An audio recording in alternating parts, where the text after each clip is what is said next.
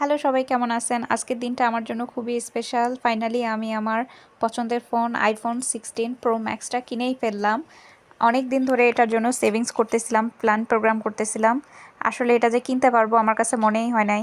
তারপরও যাক আল্লাহর রহমতে আল্লাহ আমাকে সেই সুযোগটা দিছে। আমি এখন এটা কিনতে পারছি।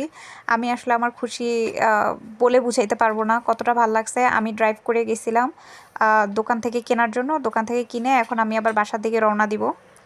এখন আমি আমার বাসার দিকে যাচ্ছি, আমার বাসার দিকে হাঁটতেছি আর মনে মনে চিন্তা করতেছি এখন থেকে ইচ্ছা মতন ভিডিও করব, ইচ্ছা মতন ছবি তুলবো আর সব সময় ফেসবুকে ইউটিউবে অ্যাক্টিভ থাকবো। আশা করি আপনারাও আমার পাশে থাকবেন। অন্তত আইফোনের টাকা উঠলে হইলো, আর কিছু লাগবে না। আর কি বলবো, ফেসবুক আমার আইডিটা ফলো করবেন আর ইউটিউবের আইডিটাতে সাবস্ক্রাইব করবেন।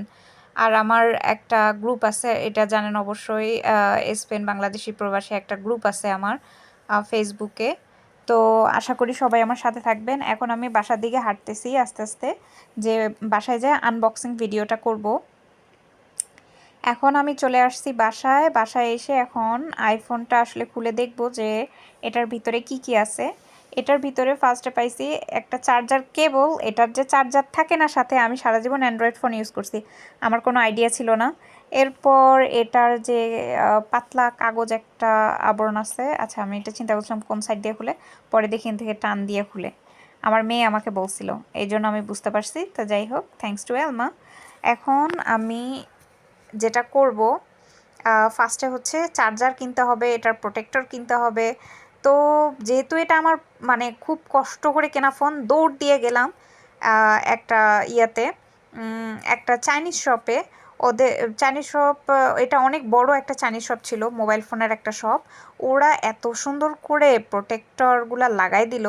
তো আমার প্রায় 40 ইউরো 52 সেন্টের মতন বিল আসছে। কিন্তু তারপরও আমি বলবো যে এটা খুবই ভালো, কারণ আমার একজন পরিচিত ছিল, উনি যেদিন আইফোন কিনছে ওই দিনে হাত থেকে পড়ে ভেঙে গেছিলো গ্লাসটা। তো এর জন্য আমি আসলে কোনো রিস্কই নিতে চাই নাই যে আমার হাত থেকে ফট করে পড়লো বা কোনো কিছু একদিন লেট করলাম। এই জন্য আমি একদম ডাইরেক্ট বাসা থেকে ড্রাইভ করে আবার এখানে চলে আসছি। ওনারা খুবই সুন্দর করে লাগাই দিছে।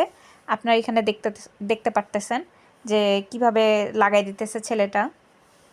আমি আর ফেস দেখাই নেই, কারণ সবসময় মনে রাখবেন সবারই একটা প্রাইভেসি একটা ব্যাপার আছে। অনুমতি ছাড়া কখনোই কারো ফেস দেখানো উচিত না।